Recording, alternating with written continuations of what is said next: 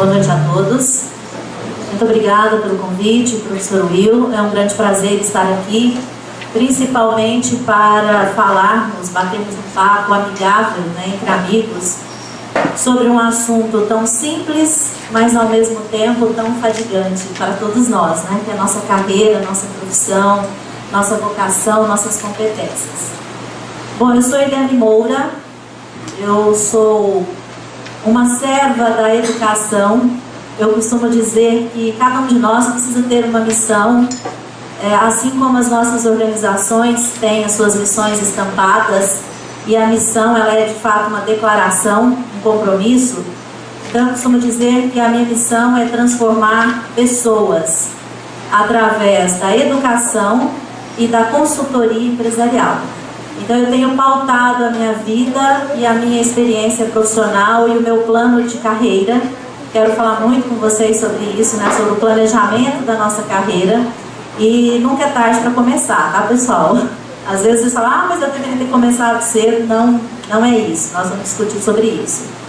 Então, nesse caminho, né, dentro dessa missão, eu fiz o curso de Direito, terminei o curso de Direito, mas decidi que não era esse o caminho.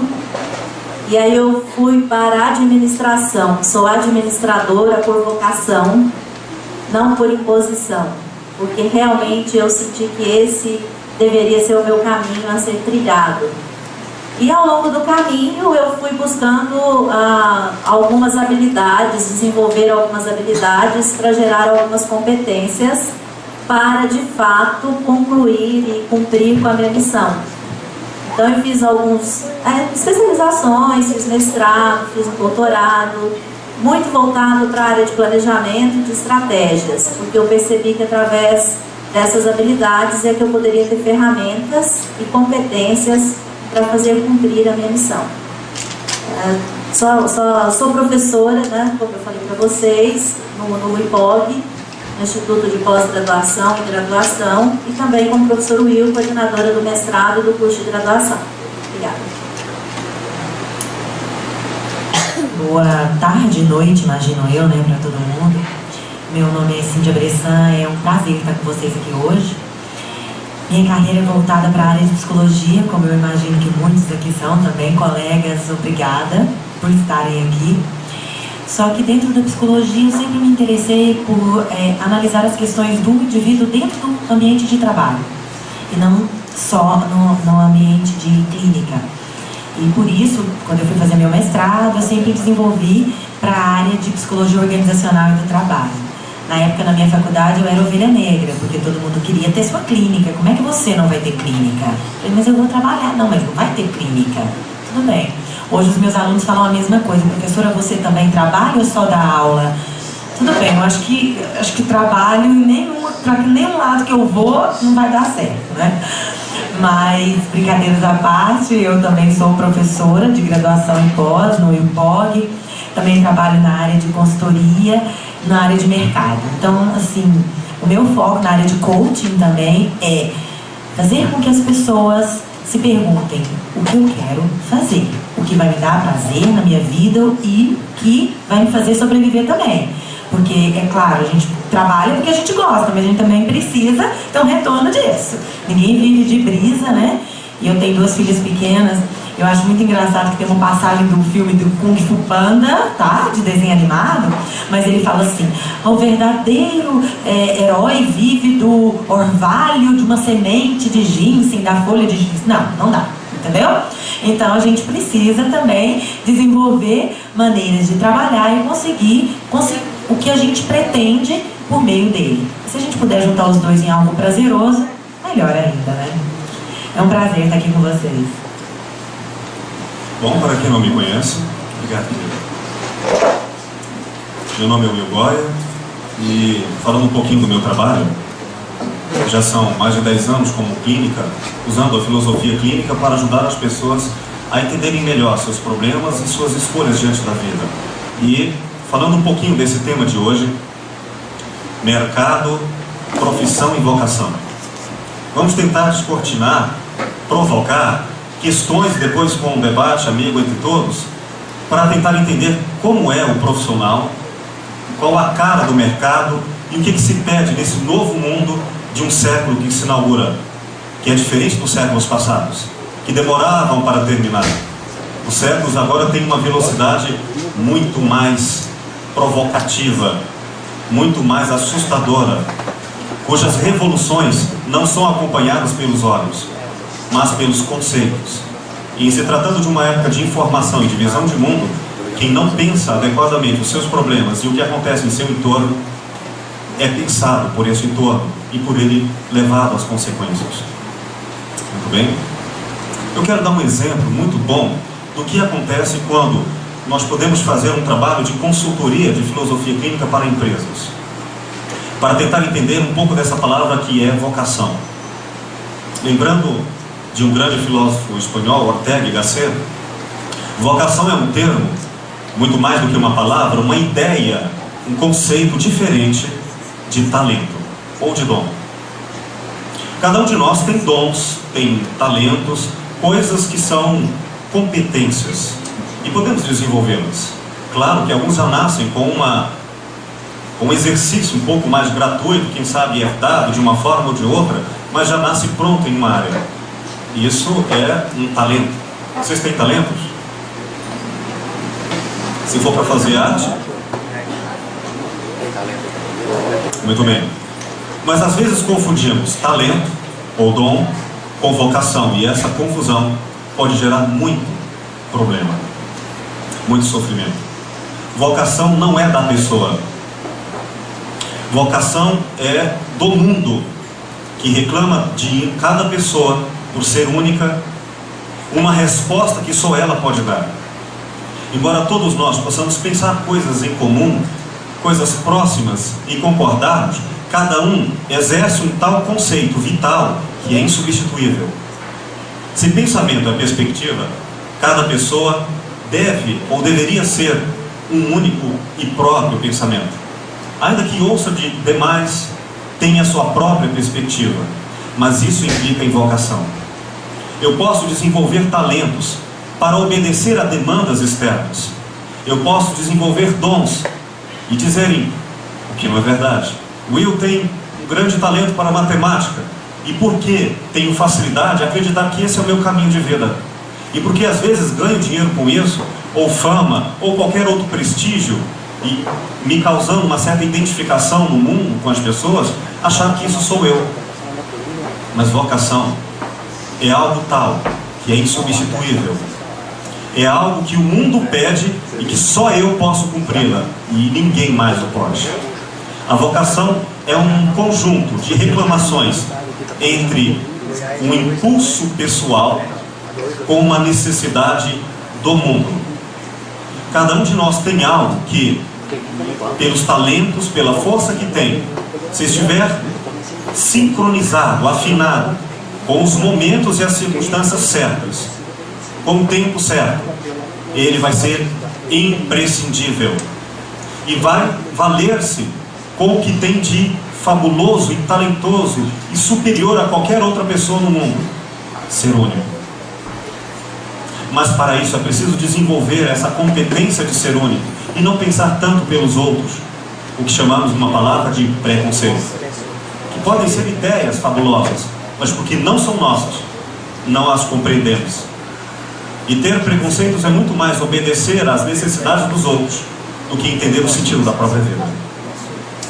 Acontece, por exemplo, não sei se é o caso, uma querida professora Iliana falando aqui, que nasceu, então dedicou-se ao direito, mas algo lhe pediu para a administração, e esse pedido, que aparentemente foi interno, na medida em que seja uma vocação, não só fez bem a ela, mas foi algo que nela o mundo encontrou transformação.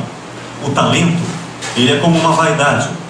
Ele serve apenas ao brilho, mas não ilumina o caminho.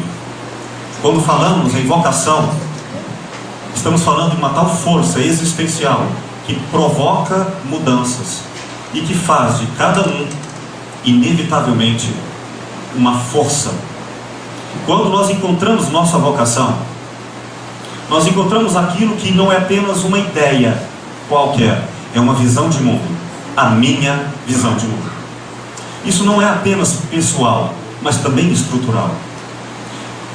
Quando cada um de nós podemos dizer no sentido comum, esta pessoa tem uma filosofia de vida, mas a filosofia não é dela, ela está alienada. Mas quando alguém pode falar que tem construído, retificado, atualizado uma visão de vida, uma visão de mundo, e pensa com tal grandeza e força, certo ou errado, que continua existindo e mudando. Pois bem, assim também podemos falar que uma cidade tem uma filosofia de vida diferente. Por exemplo, Goiânia tem uma filosofia de vida diferente de Salvador, de tal maneira que, se aplicarmos registros e administrações e recursos próprios ao estilo e visão de mundo, que não é um pensamento ou outro, é uma complexa coligação de corpo, valores, inteligências, história, contexto, lugar, relações que formam uma visão de mundo. Se aplicarmos nossa maneira política, administrativa ou religiosa aqui em Goiânia, do modo da filosofia de vida de Salvador, por certo, talvez eu adeque a algumas pessoas, mas perderei a cidade. O mesmo acontece também com instituições. Cada instituição, na medida em que consiga não apenas responder em termos de mercado, mas em termos de existência social, ela não apenas ganha algum lucro, mas ela transforma a sociedade e alimenta a sociedade.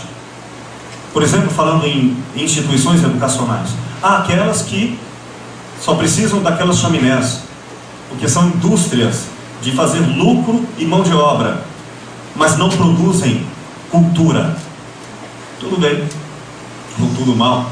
Mas quando algumas dessas instituições têm uma filosofia de vida, uma filosofia empresarial, elas têm algo que não é o pessoa, mas é a circunstância, o lugar, a identidade, o tempo certo em que essa instituição, ao existir, existe o mundo em torno dela. Ela e o mundo são um.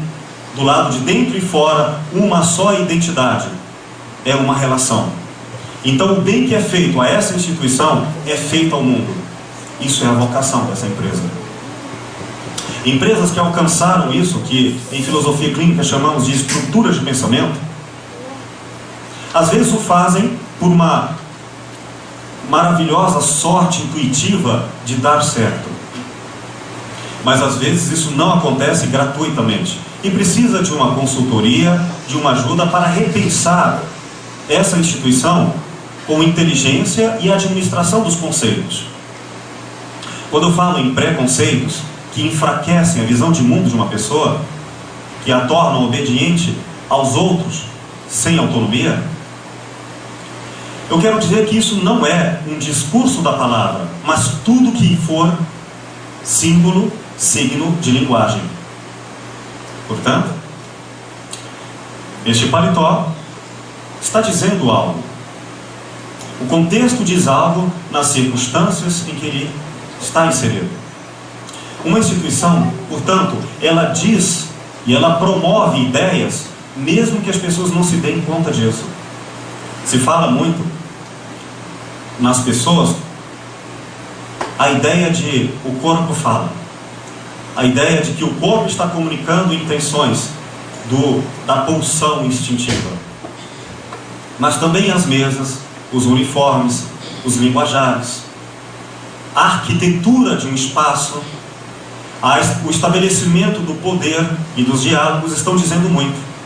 Mas é preciso ter olhos para ver, olhos conceituais, e perceber, ao percorrer uma historicidade de investigação diagnóstica dos problemas em uma consultoria que se verifica em uma instituição, identificar, olha o que esta empresa está dizendo neste contexto e como ela está entrando em contradições, em conflitos.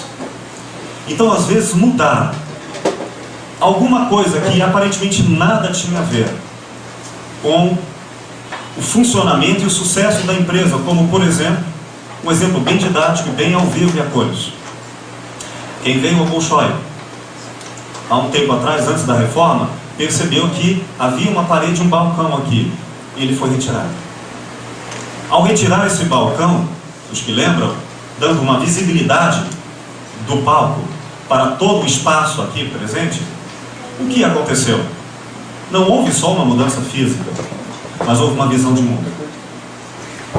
De repente, por exemplo, houve uma democratização do espaço visual, não houve? Antes alguns não tinham acesso, o que implicava entre os que tentavam chegar primeiro terem que competir entre um espaço versus o outro. Não havia isso? Vamos investigar entre os garçons para ver como havia isso. Havendo isso, as pessoas, sem se darem conta, elaboravam dentro de si mesmas uma competição em que o corpo reagia e o comportamento e valores nela despertavam como uma linguagem. Então, ao entrar no espaço, começavam a pensar, a elaborar um conceito de vida que veio delas, veio do espaço. Mudando a arquitetura, eu trago para o espaço uma capacidade de diálogo não verbal muito rico, de tal maneira que eu não apenas aumentei um fluxo de circulação, mas eu também ventilei ideias que permitem às pessoas se verem e dialogarem de uma outra maneira. Conhecem aquele espaço onde a gente toma cafezinho nas empresas? Onde as ideias são muito mais e melhor comunicadas lá do que na sala de reunião? Entender isso é perceber como o espaço fala. Então a filosofia química se põe a uma investigação por uma historicidade da empresa, de como ela revelou, como ela construiu a sua visão de mundo e como ela trai a si mesma nos conflitos em 5 exames categoriais. Investigamos assunto. Qual a perspectiva que iremos investigar? Porque há muitas perspectivas. E se perdermos o foco, sairemos de uma para outra como quem muda de assunto. E parece falar de tudo, mas não conclui e não consegue dar lógica, entendimento, por consequente, mudanças efetivas. Focalizando o assunto, que se faz como? Conversando com a diretoria, conversando com todos os funcionários, com algumas entrevistas diagnósticas de compreensão das pessoas que são atendidas pela instituição.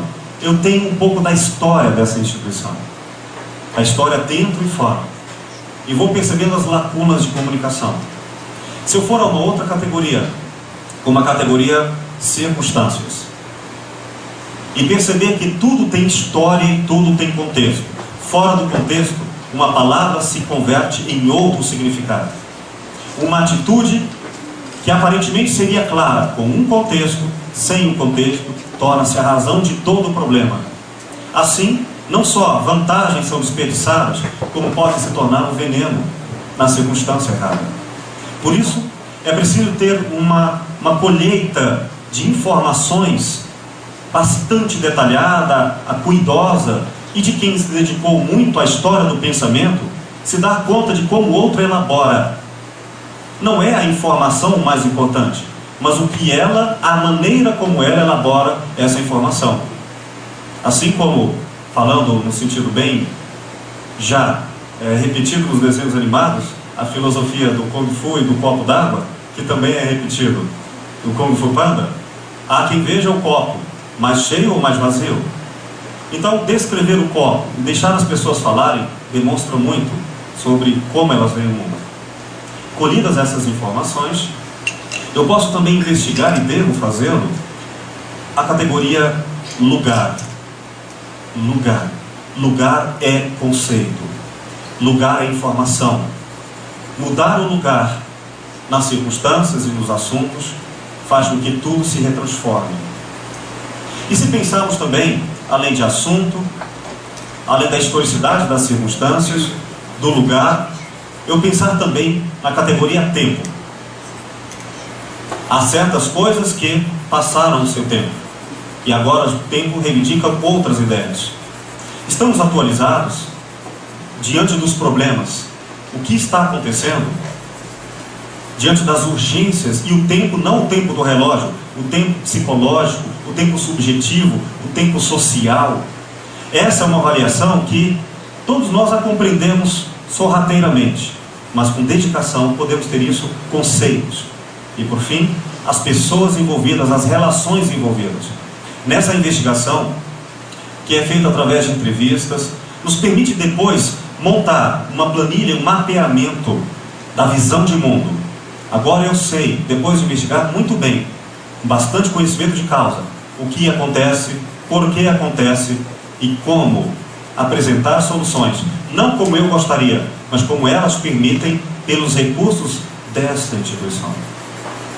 Cada qual tem um modo de ser, e se eu entender esse modo de ser, eu não tenho que ensiná-la a ser diferente, mas a administrar seus recursos que foram mal aproveitados, como quem, sabendo pensar, no entanto, está confuso com entraves conceituais, com armadilhas conceituais, com erros de administração e outras.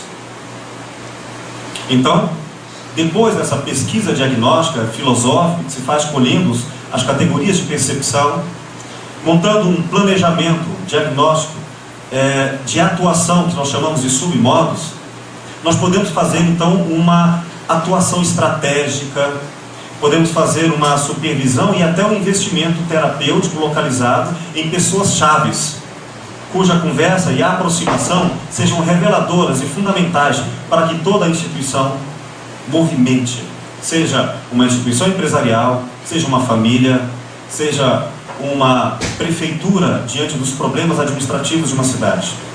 Isso tudo dito com uma palavra muito mais adequada agora, com bastante ciência do assunto, é filosofia. Se dizem que há uma filosofia no sentido popular, eu digo que há uma filosofia no sentido profundo. A diferença de uma e outra, quase sempre, entre o preconceito e os conceitos fundamentais, que uma vez compreendidos, tudo muda. É com essa mudança e é com este propósito que a filosofia clínica se destina a ajudar pessoas em suas circunstâncias e vidas pessoais, como as instituições, a elaborarem e vocacionarem o melhor que têm. Quando fazemos isso, não é apenas uma pessoa ou uma instituição, mas é a vida, em todos os seus sinônimos que falam. E quando a vida fala produtivamente, é muito mais do que lucro de dinheiro. É a vida e o dinheiro provocando vida. Então, feliz e ao contrário desse poema que eu li no início, dinheiro será não apenas um salário, ganho pessoalmente, mas uma tal sensação de que ao trabalhar, ela está fazendo o bem. E ela vai sentir isso. E quando uma pessoa faz do seu trabalho um sentido de vida e uma vocação para a vida, uma pessoa é muito mais que um talento. Uma pessoa é a potência da vida. E aí, eu vou ter a sorte, ganhando pouco ou muito, espero que mais, de quando for trabalhar, não me perguntarem, professor, quanto o senhor ganha? Eu digo, você quer saber em dinheiro? Ou o que eu compro com dinheiro? Eu vou dizer antes, durante e depois. Eu ganho sentido de que é exatamente isso pelo qual eu nasci, pelo qual eu quero e vou sentir. Porque o café filosófico é um desses exercícios e vocações pessoais, meus queridos, porque eu trabalho, eu devo ser grato. Muito obrigado a vocês.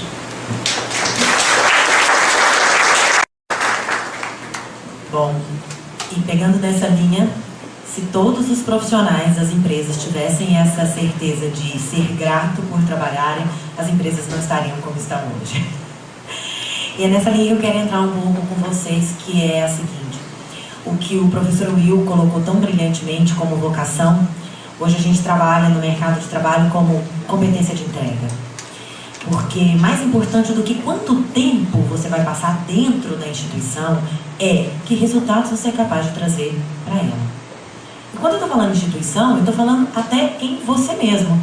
Porque quando você pensa que você tem uma carreira que você vai ter que gerir, e essa carreira vai te trazer resultados positivos ou negativos. Essa carreira te traz bônus, espero que muitos, não eu, e também ônus, pelos quais você vai ter que passar para conseguir entrar nela. O mais interessante é que hoje todas essas mudanças colocadas, toda essa cultura em constante ebulição, traz pra gente uma coisa muito interessante, que é a possibilidade de várias carreiras. E já é uma realidade. Hoje é difícil uma pessoa que passa ao longo da sua vida apenas por uma carreira, muito menos por uma só empresa. Elas vão desenvolvendo carreiras ao longo da vida, o que faz parte, inclusive, do processo de amadurecimento, não só pessoal, como profissional, onde eu percebo que, em determinado momento, e talvez pelo que a professora Eliane colocou, olha, em determinado momento eu queria fazer direito porque eu achava que a minha contribuição para a minha vida e para o mundo estava nessa área. Eu fui conhecer um pouco mais e descobri, não é por aí. Eu acho que se eu for trabalhar como administradora, eu vou conseguir produzir melhor para os outros e para mim. Então eu mudei de área. Mas certo momento eu pensei, ainda como docente, eu também posso contribuir de uma forma melhor. Então eu fui ser professora. E elas não são separadas. Uma vai acrescentando na outra. Não existe, nós que percorremos carreiras, por exemplo, dentro do mercado de trabalho, também dentro do mercado acadêmico, vamos dizer assim, sabemos que um depende totalmente do outro. Tenho certeza que todos vocês que são professores ou então que são alunos em alguma instituição chegam e a qualquer momento falam, olha, eu só vou assistir aula se tiver alguma coisa que eu possa usar no meu trabalho. Porque se for para ficar lá ouvindo blá, blá, blá, blá, blá, blá, blá, blá, blá, eu tenho muita coisa mais interessante para fazer. Isso mesmo. Por isso que hoje, felizmente, a teoria e a prática, a tal praxis, elas vêm cada vez mais em conjunto. Não podemos mais falar só em academia. Eu acho que a filosofia, a proposta da filosofia que o professor Will coloca é justamente isso. Alguma coisa que na nossa primeira ideia, na primeira educação que a gente teve sobre filosofia, remetia a alguma coisa muito do passado, longe da nossa realidade, longe de alguma coisa prática que pudesse ser implementada, vem totalmente diferente, desmistificando tudo isso, falando que não, é prático, é utilizado, as empresas utilizam, assim, assim, assim, assim. Acho que essa convergência das áreas e essa convergência de você trabalhar para você, porque você vai se sentir útil, você vai se sentir fazendo alguma coisa de bem para o mundo e para você, e não só ganhando dinheiro para sobreviver, é o que o mercado pede hoje. Porém, nem sempre é o que o empresário enxerga. Vamos dizer assim, esse é o grande desafio que a gente encontra hoje. Porque, por um lado, eu tenho profissionais que querem uma qualidade de vida, que querem trabalhar por prazer, que querem trabalhar em coisas que gostam dentro do seu perfil de competências, mas, por outro lado, eu tenho organizações que querem severinos. Eu tenho organizações que querem pessoas que estejam dispostas a tudo, abertas a tudo, que tenham hora para chegar e não tenham hora para sair, né? E que façam tudo o tempo inteiro. Poxa, mas tem um gap aí, tem uma lacuna entre o que o indivíduo está querendo e o que as organizações estão pedindo. E é justamente aí que entram os dilemas de carreira. Porque é quando o indivíduo percebe, olha, mas não é isso que eu quero, não. Eu vou parar porque antes que isso acabe comigo, eu vou acabar com isso. E eu vou ver como é que eu vou trabalhar. E aí a gente vamos fazer um passeio, que a gente pensa que hoje em dia, o profissional hoje, ele não é um profissional da época de Taylor. Tem muitos administradores aqui?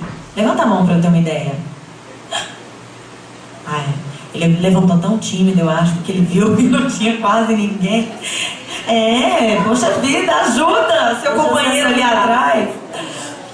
Então, Taylor, que foi um dos principais pesquisadores na área das organizações, ele veio com a proposta de organizar métodos de trabalho, processos e instrumentos a fim de poder utilizar o melhor possível o braçal, porque era isso que interessava. Na época existia a classe pensante e a classe executante. Então, os engenheiros pensavam, como Taylor, e os outros executavam. Não cabia a eles questionar nada. Tem uma paródia que se fala, né, que infelizmente ele pediu braços e veio a cabeça junto. O problema foi esse, entendeu? Ele só queria os braços. Naquela época, sim, eu poderia até pensar que as pessoas valiam pela quantidade de tempo que elas trabalhavam. E por isso veio a história da carga horária trabalhada. Mas hoje não. Não, completamente diferente. Hoje, na verdade, braços são, entre aspas, secundários. Eu quero a cabeça pensante, né? Não vou viajante, delirante. Não. Mas a cabeça pensante dentro do ambiente de trabalho. E por isso, as organizações que estão conseguindo perceber isso, estão fazendo do seu ambiente de trabalho um ambiente interessante, diferenciado, não aquele ambiente formal, aonde a questão não é quanto tempo a pessoa trabalha lá dentro, 8 horas, 6 horas, mas o quanto ela produz no tempo que ela está lá dentro. O quanto ela entrega de resultado no tempo que ela está lá dentro. E aí, ao invés de a gente trabalhar produzindo peças que hoje a maioria das máquinas podem fazer pelos seres humanos, nós trabalhamos fazendo projetos. Nós trabalhando, nos criando projetos. E esses projetos podem estar na nossa cabeça quando a gente está lá, como diz o Ricardo Sembler, que é um profissional dessa área, quando a gente está surfando lá na praia numa segunda-feira, 2 horas da tarde. E os projetos vêm. E as ideias que fazem a diferença quanto aos resultados das empresas vêm. Porque hoje, as empresas em termos de tecnologia, elas são muito semelhantes. Se elas tiverem dinheiro, e dinheiro a gente empresta e tem várias instituições financeiras loucas para se prestar este papel, se a gente tem dinheiro, eu compro qualquer tecnologia. Então, se eu tenho dinheiro, tecnologia e gestão, gestão tem benchmarking, gestão tem livro, enfim, tem 1000 maneiras da gente fazer. O diferencial está em quem faz tudo isso, que são justamente as pessoas. E aí os meus alunos me perguntam sempre, mas tudo bem, eu contrato você, você é obrigado a fazer o seu trabalho. Claro, com certeza, mas não a entregar minha competência. Essa que é o diferencial, que é justamente o que o professor Will colocou como vocação, eu tenho que querer. Ninguém compra. Eu tenho que querer entregar. Se eu não quiser, eu vou sim. Eu entro no meu trabalho às 8 horas, eu faço tudo o que o meu chefe mandou, que está na minha descrição de cargo, que está lá, direitinho. Mas sem nenhum diferencial. Mas sem nada que possa fazer com que minha empresa ganhe aquele cliente lá na ponta. Mas eu cumpro o meu trabalho. Vou embora às 18, 18h30 e nunca vou ser demitido por justa causa. Porque eu fiz tudo o que me pediram para fazer, o que me mandaram. Exatamente. Mas a minha organização não ganhou em nada. E eu, como indivíduo, muito menos. De estar nesse processo mecânico robotizado. Então, quando a gente está pensando hoje em mercado de trabalho, o que o mercado está querendo? Ele está querendo pessoas que sejam capazes de entregar as suas competências, porque não basta ser competente. Muita gente que é competente, mas guarda. Um dia eu posso precisar, deixa eu guardar, né? Não. Que sejam capazes também de estarem entregando, porque é nessa entrega, nessa troca, eu acho que esse momento aqui, ele faz isso muito bem, é nessa troca que a gente adquire mais, que a gente cresce, que a gente tem outras competências, principalmente a competência que o mercado hoje mais valoriza, que é a competência de relacionamento. Durante muito tempo, a competência técnica era o diferencial dos indivíduos. E a qualificação continua sendo extremamente importante. Porque hoje, você, para competir, para estar na linha, para largar na corrida, você precisa da qualificação técnica, da competência, e por isso, tantos cursos e etc. Isso é inquestionável. Porém, o que te faz no mercado hoje chegar na frente do outro lado não é a competência técnica. É a competência de relacionamento. Nós migramos para uma era que não mais do conhecimento, mas uma era do relacionamento. Porque o que adianta eu ter uma competência se eu não sei para quem entregar? Se eu não entrego para a pessoa certa, na hora certa. Esse passa a ser o diferencial de mercado hoje. O profissional que consegue, sem preconceitos, como foi colocado, ligar-se com todas as pessoas de todos os níveis das organizações, de todas as organizações, de todo o mundo, porque agora vivemos num mundo globalizado, então convivemos com pessoas de todo o mundo, e ele consegue mostrar essa sua entrega, essa sua capacidade técnica, seja em que área for, para todas as pessoas. E aí sim, ele vai ser reconhecido. E se for reconhecido, ele vai ganhar bem. Ele vai ganhar mais, independente da área. Muitas pessoas me perguntam, qual é a profissão que eu posso seguir para eu ganhar mais dinheiro? Porque eu quero muito me aposentar e ficar bem rico para eu poder ser feliz. Meu Deus, vai gastar tudo com remédio, mas tudo bem. Porque a questão é justamente isso. Você pode ganhar bem, falando mercadologicamente, né? Você pode ganhar bem em qualquer profissão, desde que você seja competente e entregue as suas competências e saiba se relacionar nessa profissão, seja ela qual for. Seja ela qual for. Vou contar um caso. Eu já estava almoçando em família hoje e alguém comentando, o pai do colega não quis aceitar o colega porque ele queria ser fotógrafo. Imagina se o meu filho, e ele é um empresário, imagina se o meu filho vai ser fotógrafo. O filho nunca vai poder ser fotógrafo. Por quê? Porque ele tinha aquela ideia do fotógrafo que ele conheceu a vida inteira, que não tinha futuro. E o filho se tornou um dos melhores fotógrafos do Brasil. Por quê? Porque ele soube entregar a competência para a pessoa certa e manter o vínculo de relacionamento. O que mais acontece nas empresas hoje é que nos processos seletivos, as pessoas são contratadas pela sua competência técnica, que está lá no currículo das experiências, resultados, mas elas são demitidas pela falta de competência de comportamento, pela falta de competência de relacionamento.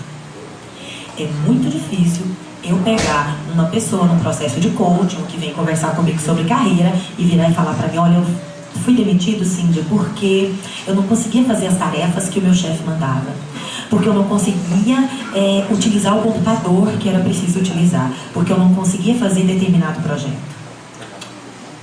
Eu fui demitido porque eu não conseguia me relacionar bem com o meu chefe. Porque o meu chefe me perseguia. Porque eu não conseguia me relacionar em equipe com os meus colegas. Porque eu não conseguia me dar bem naquela empresa, viver bem, me sentir bem naquele ambiente.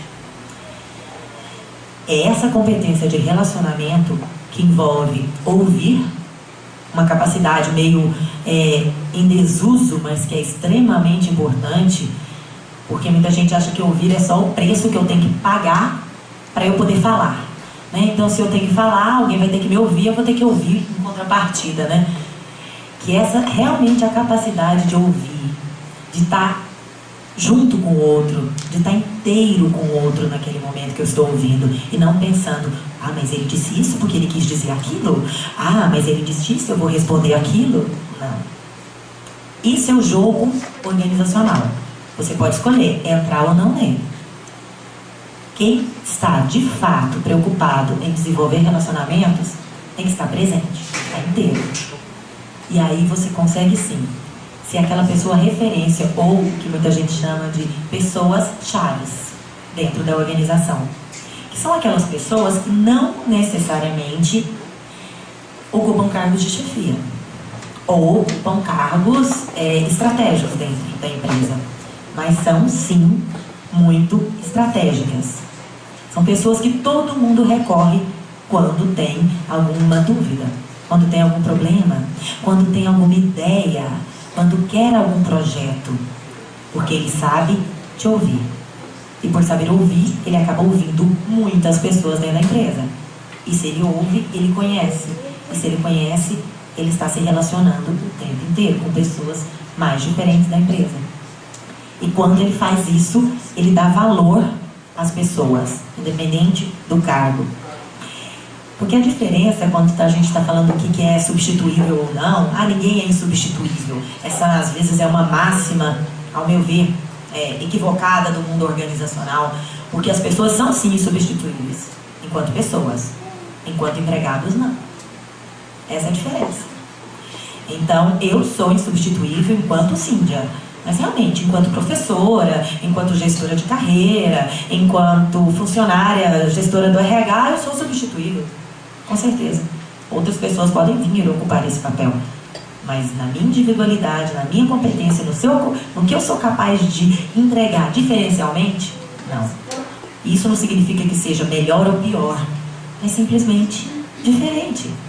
Cada um tem uma competência e alguma coisa que é capaz de se sentir atraído pela empresa, a empresa se sente atraída por você. O que é empregabilidade? Empregabilidade é se sentir, o mercado ter atração por você. E como é que ele tem atração? Pelo seu diferencial. Não é sendo todo mundo igual. Se for todo mundo igual, qual vai ser o seu... por que ele vai escolher você?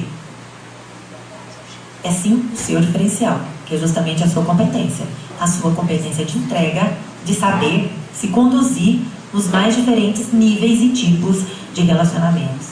E existem vários casos dentro das organizações, aonde aquelas que ouvem todas as pessoas, independente do seu cargo, do que está lá no seu crachá ou no seu contra-cheque, elas são empresas que aprendem muito melhor, empresas que saem no mercado muito melhor, empresas que hoje, quando a gente fala hoje em empresa, todo mundo fala, olha, o diferencial hoje é atendimento, porque o resto, o preço é muito semelhante, os produtos são muito semelhantes, então o diferencial hoje é atendimento. Gente, atendimento é justamente capacidade de relacionamento. Você atende bem quando você consegue ouvir, entender a necessidade do outro, saber dentro do que você tem a oferecer, como você vai conseguir atender aquela necessidade. Pronto. Todo mundo fala, atendimento é difícil encontrar alguém que atende bem. Porque é difícil se relacionar bem. É difícil se doar para o outro. Dar tempo, estar ali inteiro com o outro. Essa é o grande desafio nosso enquanto profissionais hoje. Então, já me falaram que meu tempo acabou. Respondendo a pergunta aqui, qual é o diferencial? O diferencial hoje é o mercado quer pessoas que estejam abertas a entregar a sua competência, que sejam um diferencial. E a essas pessoas cabe colocar os seus limites. Porque, lógico, a empresa vai querer cada vez mais competente. Então, essas pessoas têm que saber colocar o seu limite. Inclusive o limite de falar, olha, desse jeito, nessa organização ou nessa carreira, eu não quero mais. Eu vou mudar. Obrigada.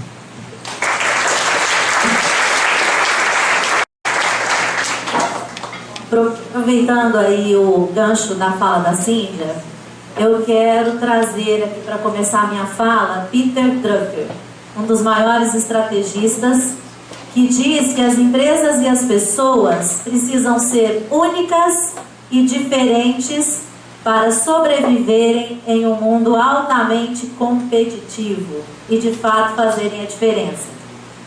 Forte, né? As pessoas e as empresas precisam ser únicas e diferentes. E aí vem para ralar e diz o seguinte, também um outro estrategista: as pessoas e as empresas precisam ser Jeep. Isso mesmo, o carro, Jeep. Sabem por quê? Fortes, terem tração nas 4 rodas, adaptáveis a diversos terrenos, flexíveis e alta capacidade de manobra. E flex. Concordam com isso? Fácil, né, a gente dizer, mas na realidade, falei para vocês que eu sou consultora e professora. E em todas as atividades, os maiores problemas que eu encontro, sabe quais são? Pessoas. Pessoas em conflitos, organizações em conflito porque não conseguem atingir seus objetivos, não conseguem ser únicas, diferenciadas. Pessoas que estão nas organizações se sentindo exploradas. E aí eu quero trazer 2 discussões. Quem explora quem? Quando nós falamos de vocação, de talento, de competências, de mercado de trabalho, nesse século altamente competitivo, quem explora quem? O que vocês acham? Vamos pensar um pouquinho? De um lado está o empregado, o funcionário, o colaborador, como queiram chamá-lo, denominado, que muitas vezes, e na maioria das vezes, escolhem a carreira porque pensam o que vai me dar mais lucro, mais dinheiro, aposentadoria. Como o professor Will disse, né, o que vai me fazer ter mais, comprar mais, adquirir mais? E aí ele olha e diz, olha, eu quero ser médico, advogado, engenheiro, qual é a profissão que está na moda? Se nós olharmos agora, o que está em alta é a área de TI, administrador, engenheiro. As 3 grandes áreas e profissões que estão na moda. Ah, então vai todo mundo para essa área? Todos nós, então, vamos ser administradores, vamos trabalhar na área de tecnologia e vamos ser engenheiros? Isso passa. As necessidades mudam. As outras áreas também precisam de profissionais competentes. Sabe por que eu fui fazer direito? Para vocês refletirem. Porque desde criança eu ouvi o meu pai dizer: eu tenho 3 filhos que não queriam estudar, eu tenho uma enteada que não quis estudar, minha única filha caçula tem que ser doutora. Só que o primeiro dia que eu cortei o dedo, tentando ralar milho para fazer pamonha, com 4 anos de idade, eu olhei pro dedo cheio de sangue e falei: sangue, puf! Naquele dia, eu acho que ele já descobriu, e logo depois eu descobri que eu podia ser médica. Porque naquela época, doutor era médico, não era quem fazia doutorado. Né? E aí eu descobri então que médico eu jamais podia ser. Eu podia ver um acidente, um sangue, eu tinha pavor de centro cirúrgico. Aí eu falei, bom, já que meu pai quer que eu seja doutora, eu vou ser doutora advogada. Tá, pelo menos ele vai chamar a filha dele de doutora. E batalhei, entrei na faculdade muito cedo, tive que entrar com liminar, porque eu passei no vestibular com 15 para 16 anos, naquela época eu não podia fazer faculdade nessa idade. E fiz um curso que eu não gostava. E naquela época, o doutor advogado tinha muito mercado de trabalho e ganhava muito dinheiro, né? Em terra de cego, quem tem um olho só é rei. Só que não era o dinheiro que eu queria, né? E todos perceberam isso. Eu estava num grande grupo, uma empresa japonesa, descendentes japoneses, onde eu via que tinha muita coisa para fazer, onde eu via esses gaps, né, que a professora Cíntia falou. Aí você começa a pensar, então, voltando à questão de quem explora quem. Aí eu dei esse exemplo pessoal para vocês verem que às vezes a gente entra numa profissão, numa carreira, porque a gente quer ganhar dinheiro, porque a gente acha que é o que está na moda. Do outro lado tem a empresa, que também explora. Por quê? Ela quer o melhor profissional, que lhe dê o melhor retorno, que lhe dê o melhor resultado. Só que ela não investe nos seus profissionais. Então nós temos aí uma distorção muito grande, um problema gravíssimo no mercado de trabalho. Nós temos pessoas que não seguem, não olham para a verdadeira vocação. Nós temos pessoas que querem o modismo, que querem só o retorno financeiro. Quando eu fui fazer administração, falaram para mim, administrador não ganha dinheiro. Eu falei, ganha realização e ganha dinheiro também. E não tem muitos administradores, falando que é a profissão do momento. E aí eu entro nas organizações e eu vejo organizações com problemas seríssimos de alto turnover, alta rotatividade. E o maior problema é esse. Um explorando o outro e a falta de investimento dos dois lados. Eu trabalho com plano de carreira. De um lado, o colaborador, o empregado, o funcionário, o sócio, o parceiro, como a moda vai mudando aí, chamando o funcionário. De um lado, ele não investe na sua carreira. Do outro, a empresa não investe no seu funcionário. Faz investimentos imensos, bilionários, em máquinas, equipamentos, ferramentas de gestão, consultoria, ainda bem, né? Investe em consultoria, mas não investe nos seus talentos. E aí fica um fingindo que é bom, o outro fingindo que quer o melhor, e todos fazendo de conta que vão ter os melhores resultados. E a gente não tem. O que eu quero dizer com isso? Carreira precisa ser planejada.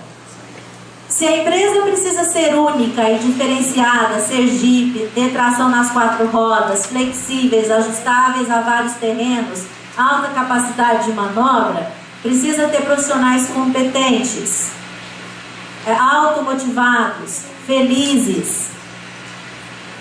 Se, de outro lado, o funcionário quer ganhar dinheiro, como fim em si, não como meio, ele precisa olhar para dentro de si, ver o que ele gosta, começar a se perguntar o que eu gosto, o que me dá prazer, qual é a minha missão. Lembra que eu falei da missão? O que é a missão, gente? Trazendo, cadê o administrador aí, meu parceiro? Missão precisa ter um tripé, que é qual é o negócio da empresa ou da pessoa, qual é o benefício e quais são os diferenciais. Aí, enquanto pessoa, você precisa pensar qual é o meu negócio, ou seja, o que eu gosto de fazer, o que me dá prazer, o que eu faço sem sofrimento, o que eu vou transformar com isso. Aí começo a pensar em benefícios. Esse meu talento, essa minha vocação, pode gerar benefício para quem? Que habilidades eu preciso desenvolver? É a busca do conhecimento, da informação, que a gente adquire através de várias formas. E aí, eu terei competências para gerar quais diferenciais? Para as empresas, para o mercado, para a sociedade. Então, é preciso fazer esse questionamento enquanto profissional, de um lado. Pensando na minha carreira, qual é a minha missão enquanto pessoa e profissional?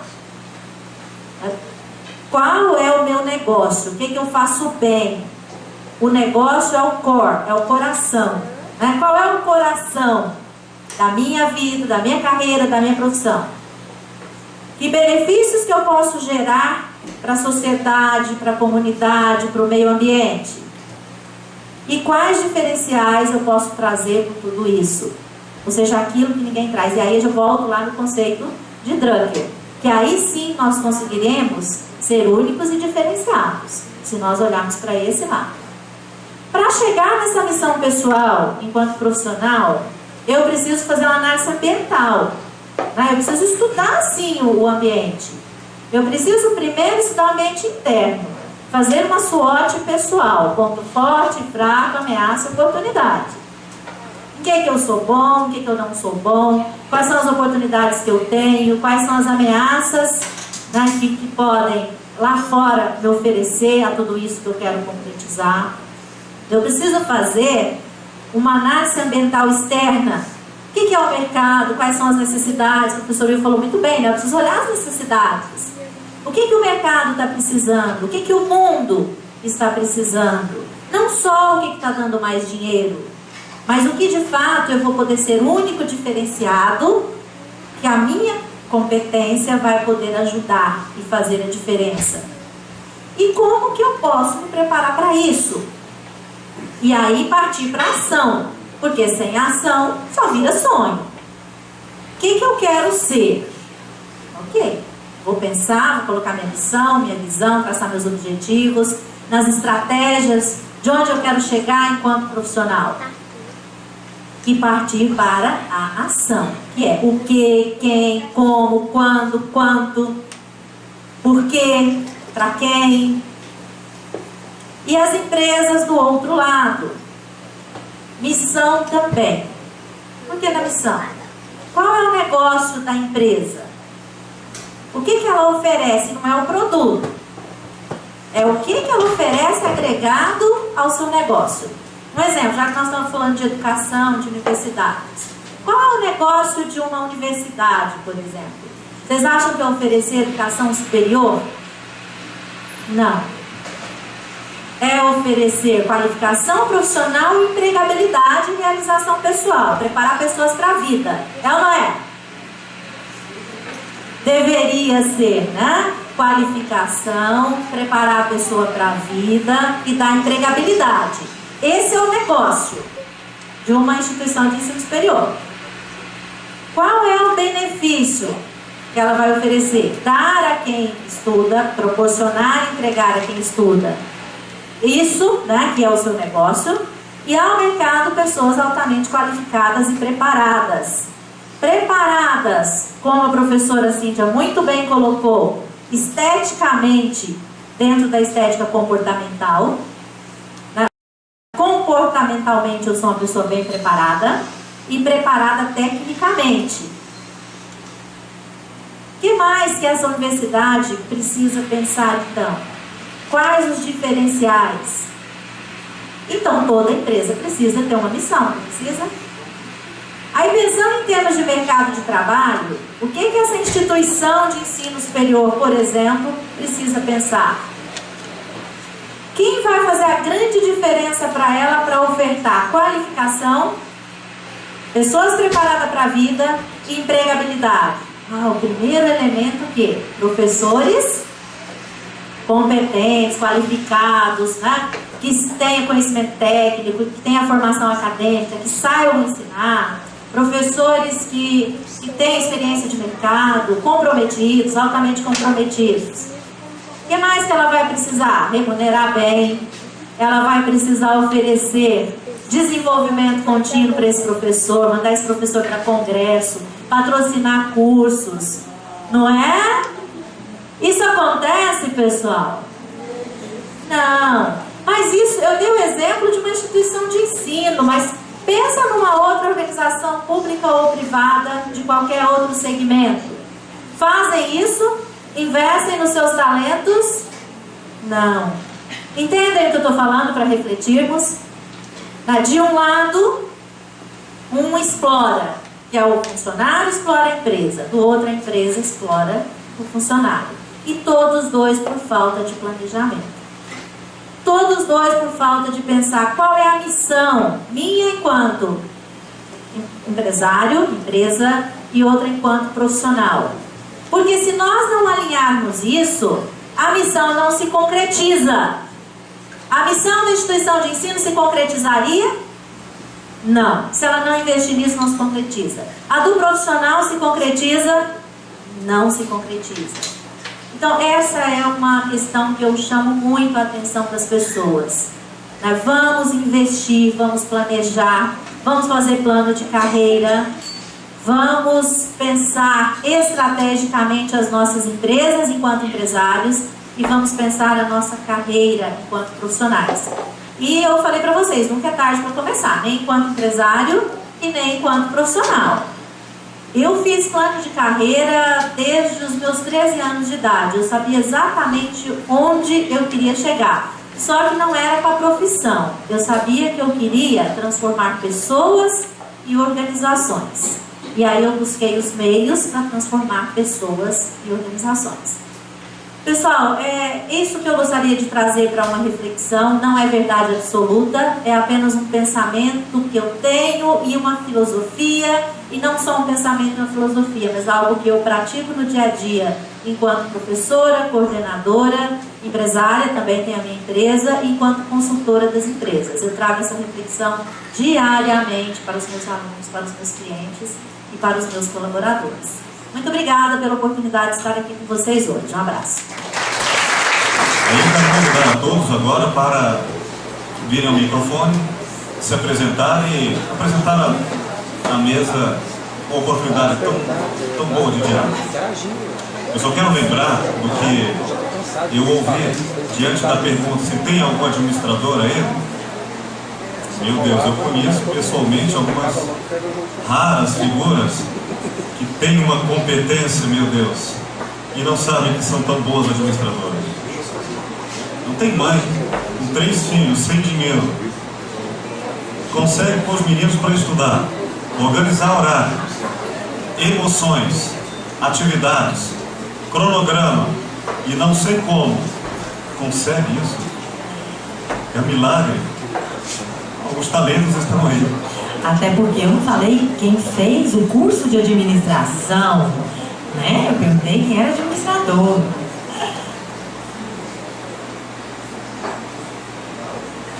Um de cada vez, tá? Sem empurrar também, para vir aqui na frente. Esse aqui, por favor. Boa noite. Boa noite para vocês. Seu nome, querida? Meu nome é Letícia. Letícia. Isso. Eu, assim, assisti a palestra na Inter, né? Achei muito legal. Mas eu fiquei com uma certa inquietação, né, a partir da explicação de vocês, da explanação. Primeira coisa, exatamente para que público isso seria direcionado? Porque o que eu percebo na nossa sociedade, na própria realidade brasileira, você tem uma necessidade urgente de se integrar ao mercado de trabalho. E aí, com essa necessidade, né, eu preciso de dinheiro, é o que a gente mais escuta. Eu vejo, por exemplo, uma evasão da escola, e eu vou me integrar a uma empresa e preciso trabalhar. E onde fica esse sentido de ter uma vocação, ou mesmo, como eu poderia ser útil ao mundo, no que eu poderia ajudar no mundo, sendo que a necessidade de trabalhar e às vezes ganhar dinheiro se tornaria mais urgente, se tornaria mais imperativo nessa questão. E, em segundo lugar, com a fala da professora Cíntia, que hoje as empresas procuram seres pensantes, digamos assim, né? Há uma ênfase maior e alguém que pense. Isso também me inquietou a partir de experiência compartilhada com meu namorado, que é professor de História, e da aula em uma instituição privada. Então seria também uma empresa, um colégio seria entendido também como uma empresa, certo? E aí ele chegou semana passada putíssimo, né? E assim, olha, eu estava discutindo na sala religião como parte do conteúdo. E aí eu falei, não, perguntaram, né? Porque aluno sempre quer saber a opinião do professor, não adianta o professor enquanto formador, né? E justamente. E aí o aluno levantou a mão, não, professor, mas o senhor é o quê? Eu falei, olha, então eu sou ateu, né? E começou a discutir com os alunos a perspectiva dele, né? Não como forma de influenciá-los, mas como forma de promover até um debate em sala de aula. No outro dia, ele foi chamado pela coordenação do colégio. E olha, professor, com que direito o senhor fala na sala que é ateu? Isso não fazia parte do conteúdo, isso não fazia parte do programa. Logo, o senhor não deveria ter falado isso em sala de aula. Recebi 2 reclamações de pais hoje, em razão do que o senhor disse em sala. Aí meu namorado, como depende do salário no final do mês, né? Olhou e falou assim, não, tá, tudo bem, isso não vai ser mais falado em sala de aula, vocês me desculpem, como não está no programa, isso não será mais debatido. Então...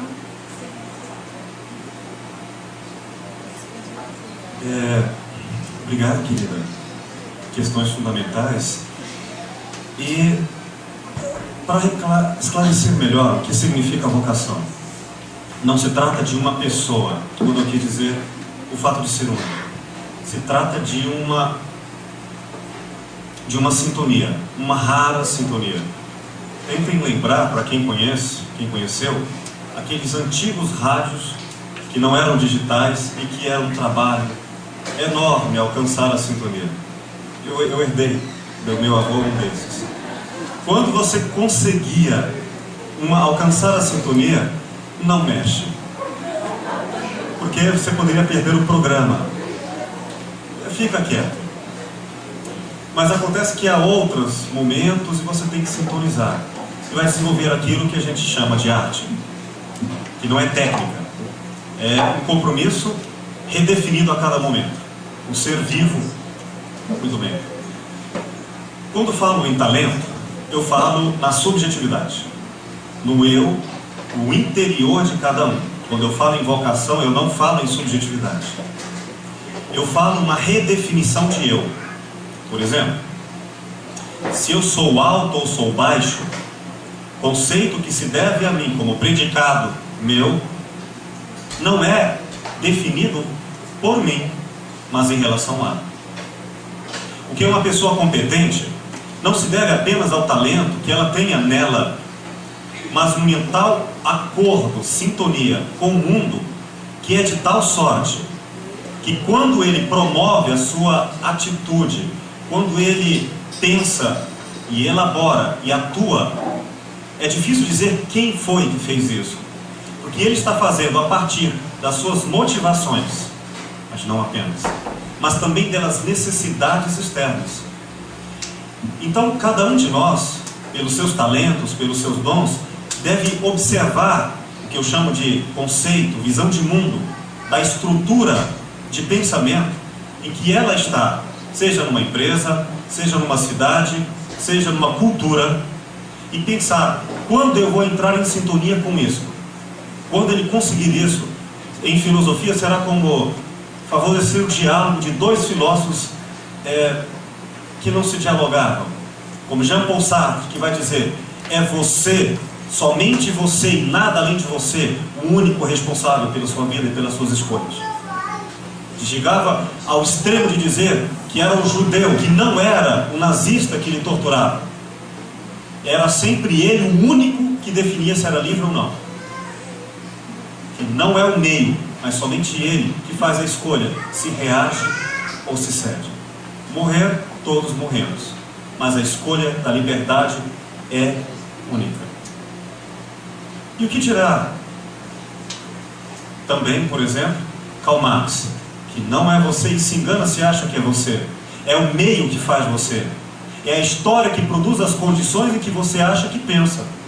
Mas é o meio que lhe produz as condições de pensar. Nós temos então dois extremos. É você que determina a realidade e a liberdade. E outra é o meio que determina seu pensamento. Quando eu digo que há uma vocação, é quando o meu eu, com toda a minha força de escolha, e as circunstâncias em torno, numa tal afinidade, que quando eu falo, eu, a história, minha pessoalidade e o contexto falam juntos. Estas pessoas, elas não têm apenas a força de agir no seu impulso pessoal, mas elas têm também como que serem puxadas pelo meio, e aí elas conseguem convergir, para lembrar do Ricardo Semler, no exemplo do surfista, o seu talento pessoal com a onda. Então quem é que está agindo? É ele e as circunstâncias. O nome desse eu é plural. É difícil dizer que quando você está no conduto certo, no momento adequado em que o fluxo movimenta com grande potência, se é você o responsável por aquilo, mas se era a pessoa que no lugar certo, na hora certa, porque teve a sintonia adequada para perceber isso, soube aproveitar o melhor de si e do meio. E qualquer pessoa o pode fazer. É claro que eu não serei de repente Mahatma Gandhi fazendo isso nas transformações de um país, mas eu posso observar os outros e no meu entorno e perceber quando eu, porque não desatento, sei fazer escolhas e escutando sem falar. Neste momento, o eu e o meio são um só. Isso eu chamo de vocação. É mais do que boa vontade, é mais do que dom ou talento. É uma imensa e poderosa competência em que o eu é sinônimo de todos nós. Letícia, né? Quando você fala que como sobreviver, né? Preciso ganhar dinheiro, preciso me manter. Muitas vezes, muitos de nós são arrimo de família. Então, como fica essa questão de fazer o que eu gosto, né, o que eu idealizo e a minha sobrevivência? Mais uma vez eu chamo a atenção para o planejamento. Ninguém começa do nada, do dia para a noite. O professor Will disse, olha, é o que eu quero, aliado ao que o meio, né, ao que o mundo também quer, precisa. E eu vou responder a você, se me permite, se me permitem, com um exemplo pessoal. Posso? Eu tinha planejado, primeiro era um sonho, depois tornou-se um planejamento. Aos 13 e 14 anos de idade, eu queria muito ser professora. Eu não pensava tão grande em ser professora universitária, pós-graduação, mestrado, doutorado. Eu queria ser professora, podia ser lá no primário. E eu comecei a estudar, porque eu gostava muito, eu tinha facilidade com línguas, eu comecei a estudar inglês, comecei a estudar sozinha. Quando eu fui fazer magistério, eu fazia colegial num período, magistério no outro. Eu entrei num curso de inglês no CCA, que um dos meus períodos, 2 horas no meu dia, eu era babá, então eu estudava de manhã e à noite, 2 horas à tarde, eu trabalhava de babá para ensinar tarefa para a filha de uma das minhas professoras. E com esse dinheiro eu comecei a pagar um curso do CCA, porque eu tinha uma admiração profunda pelo meu professor de inglês. Eu tinha facilidade, né? Eu falei, é por aí que eu vou. Nesse meio do caminho, eu estava no 3º ano do magistério, meu professor Roberto ficou muito doente. E ele falou para mim, você não me substituiria pelo menos um período vespertino, né?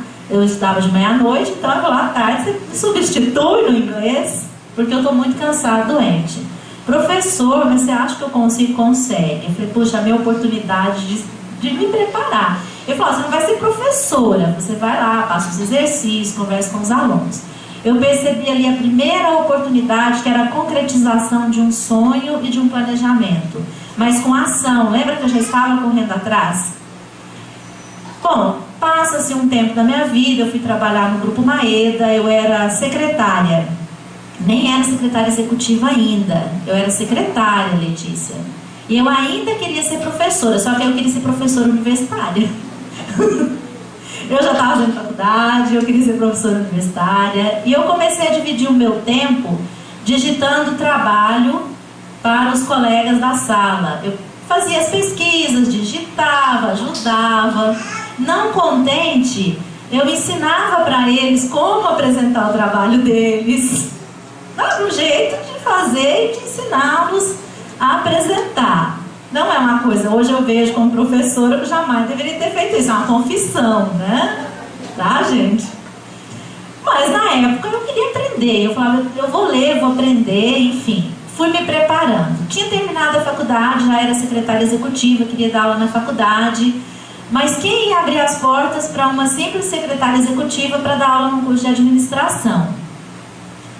Aí como eu continuei digitando trabalho, digitando trabalho de pós-graduação para os professores da UBRA, da Universidade Luterana do Brasil. Uma das universidades que eu estudei, porque eu fui mudando muito e acabei estudando também na UBRA. Alguns tinham sido até meus professores. Aí um dia eu comentei com uma professora, falei assim, nossa, eu estou me preparando, entrei na minha primeira pós-graduação, porque eu quero ser professora na UBRA. Ela olhou para mim e deu risada. Aquela risada dela foi o meu estímulo. Ela falou, nossa, você tem muito chão ainda para percorrer. Tipo, vai conseguir nunca, né? E Letícia, o meu sonho nunca foi abandonado. Eu ganhava a vida como secretária executiva, sustentava, era arrimo de família. Meus pais se separaram, eu tinha 16 anos de idade. Sustentava a mim e a minha mãe com salário de secretária executiva, com os trabalhos que eu digitava e fazia para os outros.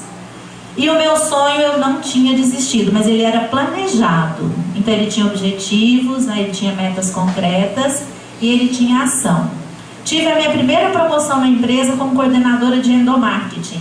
E aí eu aproveitava todas as minhas férias para fazer estágios em grandes empresas como Balduco, Danone, Kraft Foods, Cargill, Bung. Todas as minhas férias eu dividia em 15 dias em janeiro, 15 dias em julho, para fazer estágio nas áreas de marketing, vendas e estratégia das empresas. Aí um dia eu falei, meu currículo agora tá bom, eu posso apresentá-lo a uma universidade. Apresentei, fiz uma aula teste, passei, estou até hoje dando aula na graduação, na pós, no mestrado, no doutorado, e comecei servindo cafezinho, digitando trabalho, secretária executiva, mas o sonho, realmente eu não desisti e eu transformei esse sonho em ação. Respondi um pouquinho? Obrigada.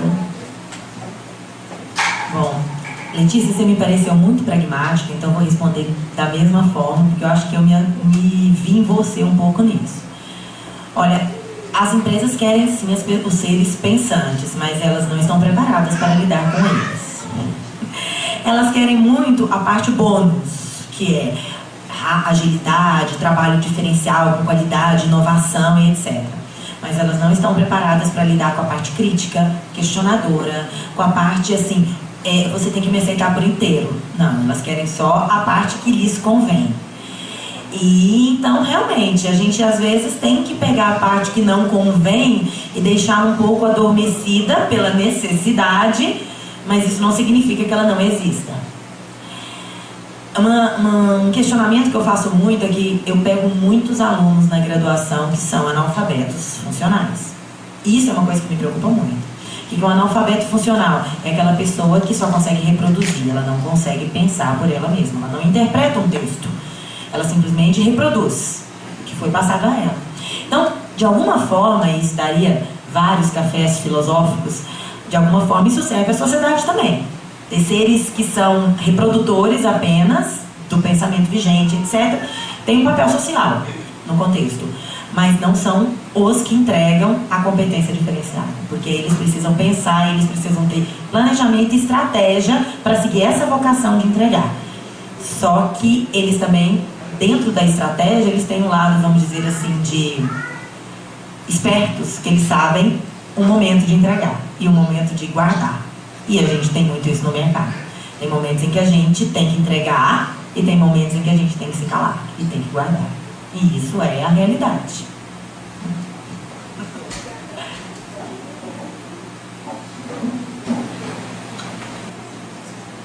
Eu chamo Carlos Custódio, secretário do professor. É a primeira vez que eu vi um café, espero conhecer.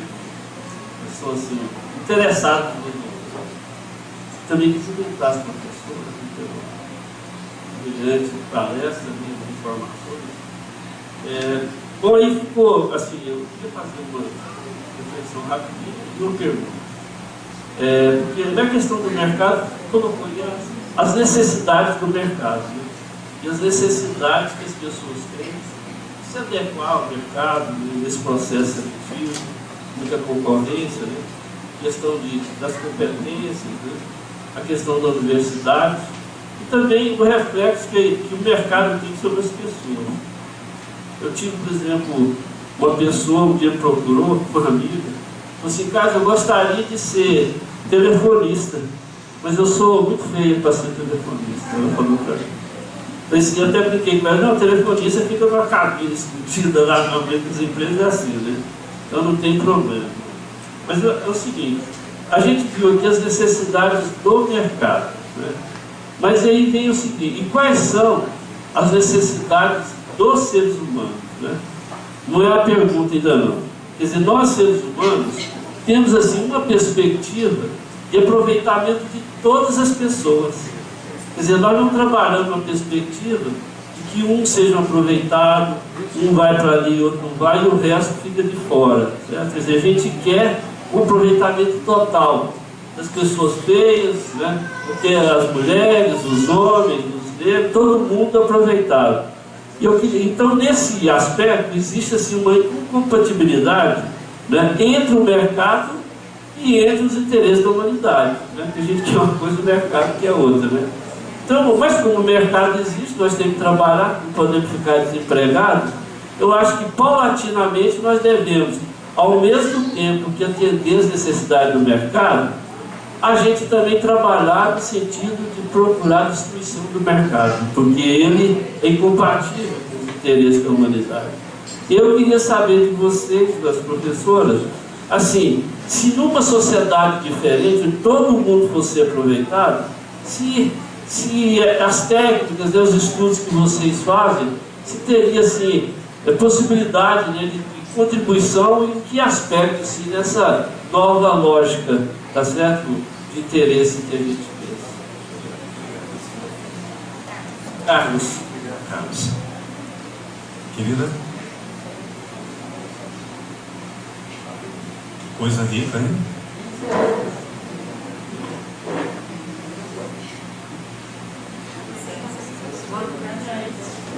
Eu fico até constrangida depois de uma grande pergunta dessa, que eu venho pelo contrário.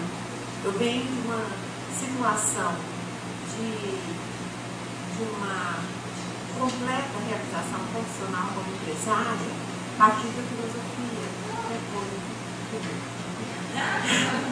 tá? E eu fico, então, dividida entre a poesia do professor Vitória e as brilhantes interpretações dos professores, não é? Eu queria saber se tem recurso mesmo para vivência existencial entre a capacidade profissional e os sonhos. Uau!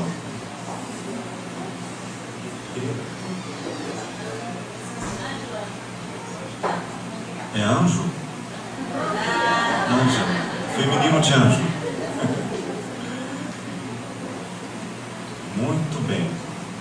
vezes nós estamos acostumados a tentar uma resposta que dê conta da realidade, conquanto deveríamos repensar nossas falas, que não devem ser respostas, mas diálogos.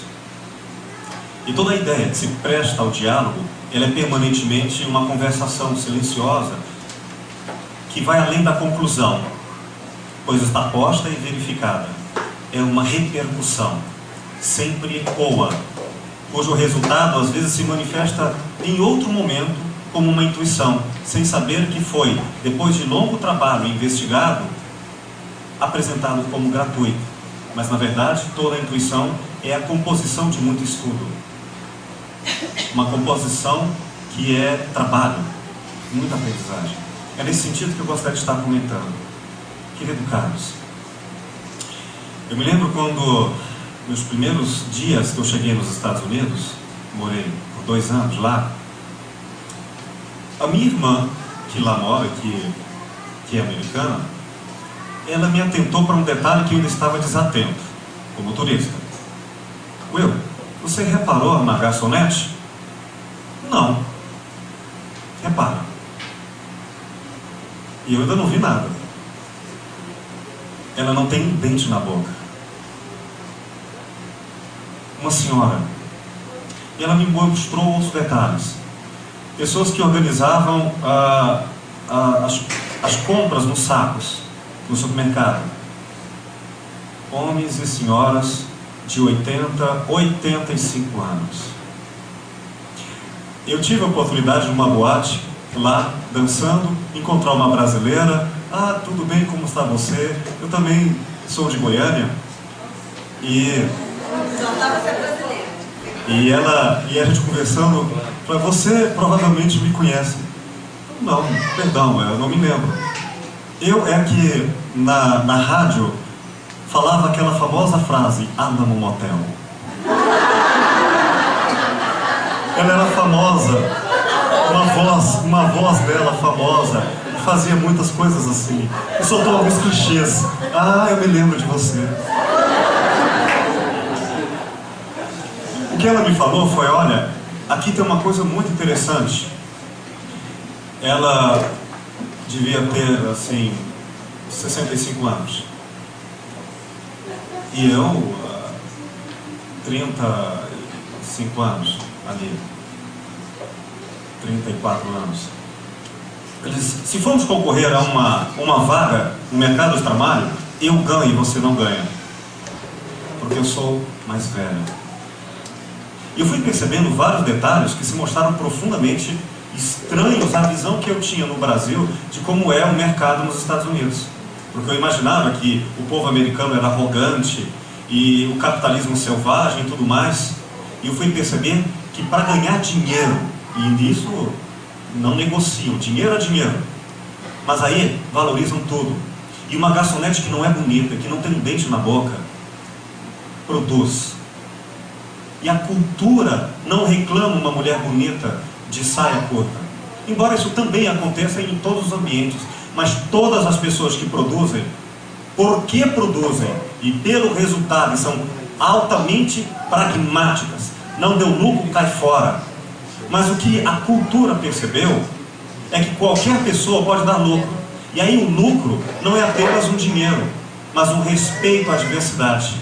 E eu fui perceber que o famoso discurso adolescente de que o povo americano é um povo insensível e é um povo materialista, e é verdade, mas não menos os brasileiros, no entanto respeitam com dignidade o trabalho. E, claro, contabilizam tudo em dinheiro, enquanto nós, em nome da amizade e do colivismo, não remuneramos. Então, quando eu percebo que uma viagem ao exterior me ensinou isso, eu posso trazer o exterior comigo, como trago filósofos em minha boca, porque habitam o meu pensamento e habitam dentro de mim, eu posso trazer outros mundos comigo e trazê-los aqui. E com a globalização, a gente vai fazendo isso, que é uma coisa fundamental, que o maior mercado capitalista do mundo é profundamente humano com relação a muitas das coisas que nós não imaginávamos. E aí nós vamos perceber uma resposta como você deseja. É possível sim uma cultura, como nós temos instituições, eu vejo o Bolshoi um exemplo vivo disso aqui em Goiânia, em que ganha dinheiro com cultura, com trabalho, com remuneração, respeito e dignidade, enquanto você vê tantas instituições que ganham dinheiro, mas destroem, humilham e mantêm aparências cuja interioridade das pessoas sofre muito para um sorriso falso. E olha, querida Ângela, tentando unir poesia e o pragmatismo, uma resposta muito honesta. Feliz ou infelizmente, é preciso ter honestidade e escolha. Às vezes isso não é possível. E se não é possível, eu digo, que bom que não é. Porque agora ficou claro, sem máscaras, para eu fazer a escolha do que quero e do que não quero. O duro é quando o discurso me engana e quando eu vi já fui engolido. E já estou comprometido e pior, já me corrompi.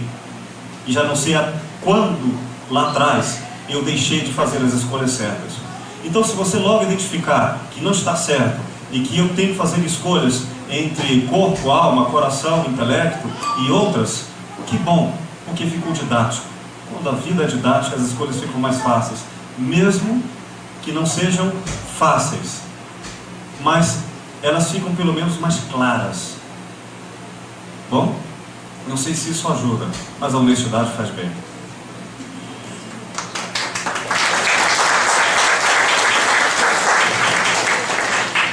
Carlos, cadê o Carlos? Tá. Olha, Carlos, eu acho que eu não vou conseguir ser tão pragmática contigo quando eu fui com a Letícia. Por quê? Porque essa é uma inquietação que eu tenho há muito tempo, que é o seguinte: na nossa cultura, nas palavras do professor Will, a gente tem uma ideia de que a pessoa com 45, 50 anos está fora do mercado. Se alguém perde emprego com 45, 50 anos, meu Deus, o que vai fazer? E aí eu vejo que a gente vai na contramão do mundo que eu penso assim, porque cada dia a medicina tem evoluído mais as condições de saúde, de higiene, para que as pessoas tenham uma expectativa de vida cada vez maior.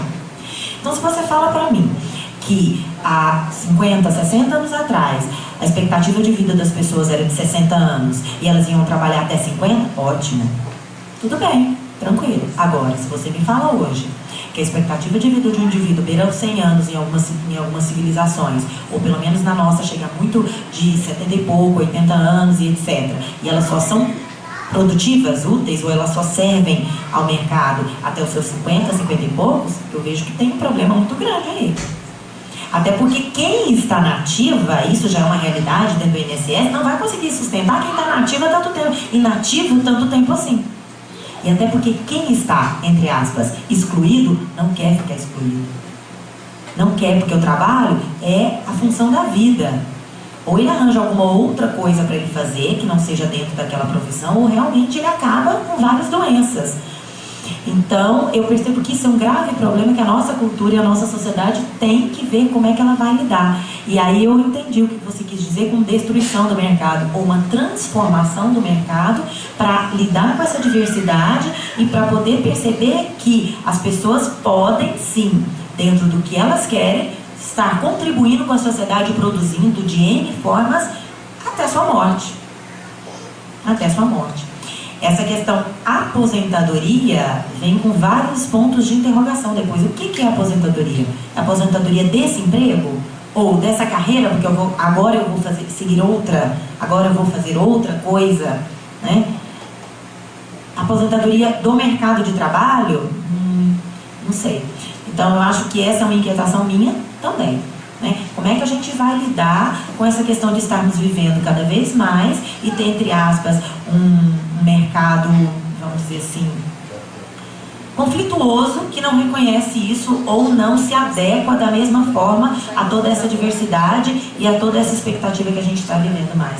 E justamente num momento que é muito conflitante, eu vou ter que falar isso para vocês, porque olha, o mercado privilegia as pessoas até seus 40 e poucos, 50 anos, mas o indivíduo nessa época é o indivíduo mais ansioso que existe. Porque ele está ansioso para criar os filhos, ele está ansioso para ter alguma coisa, ele está ansioso para poder ter as suas experiências internacionais, ele está ansioso para um monte de coisas. Quando essa ansiedade acalma, porque ele já criou os filhos, ele já tem uma certa segurança, porque ele já vivenciou muitas das coisas que ele queria e que causavam essa angústia, ou seja, ele estaria pronto, maduro e preparado para investir naquilo que ele gosta, naquilo que ele quer, naquilo que ele faz bem. Não serve mais? Total ocioso, né? Agora não tem mais. E da Ângela, olha, Ângela, realmente eu concordo com eu já ouvi essa pergunta várias vezes. Tudo bem, mas como é que eu vou conciliar esses objetivos dos indivíduos, até enquanto empresária, né, com os meus objetivos enquanto empresária? Se você conseguir isso, você pode largar o ramo que você atua e virar consultora, que eu tenho certeza que você vai ficar muito rica, vale? Muito rica. Então, eu não posso te responder, mas eu posso te dar essa dica, tá?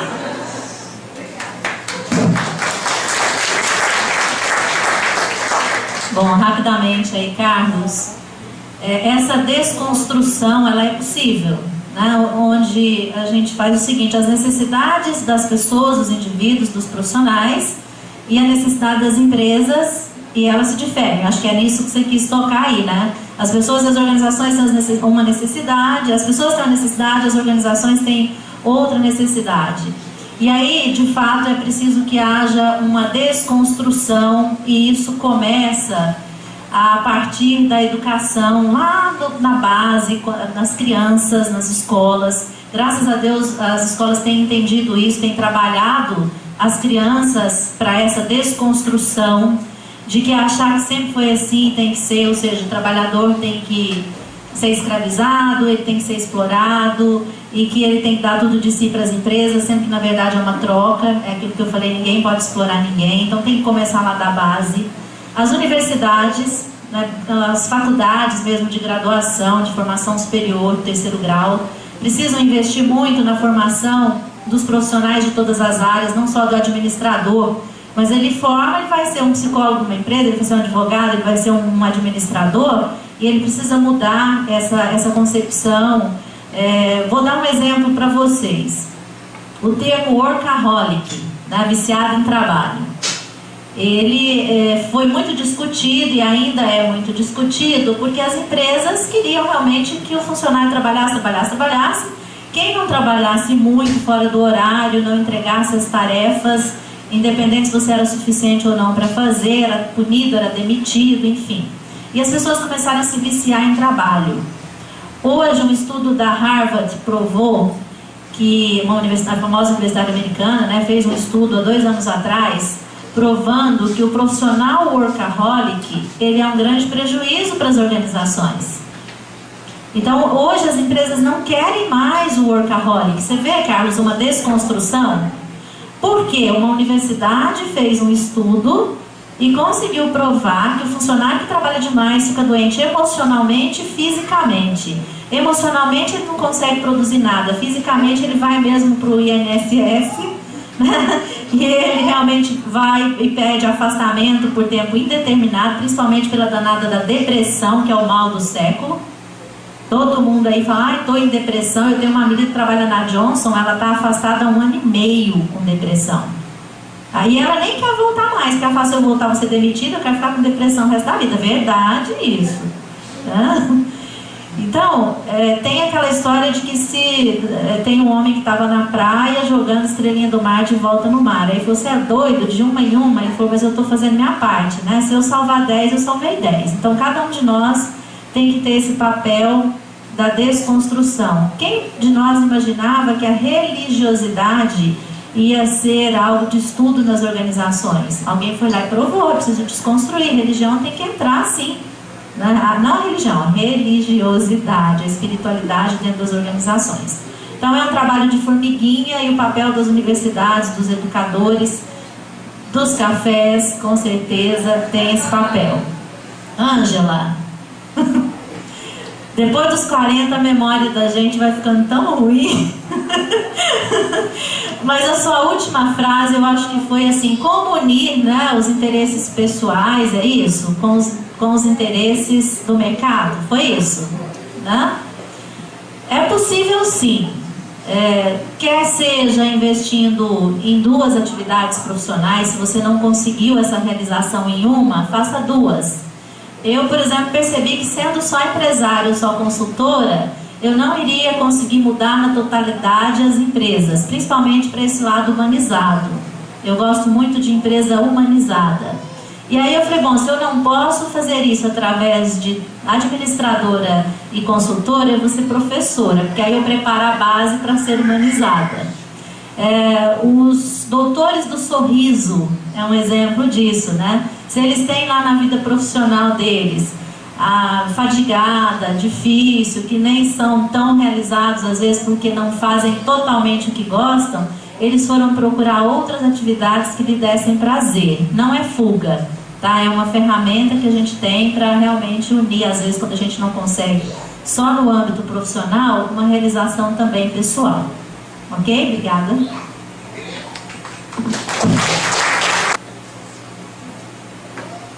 Olha que é de graça, hein? Consultoria.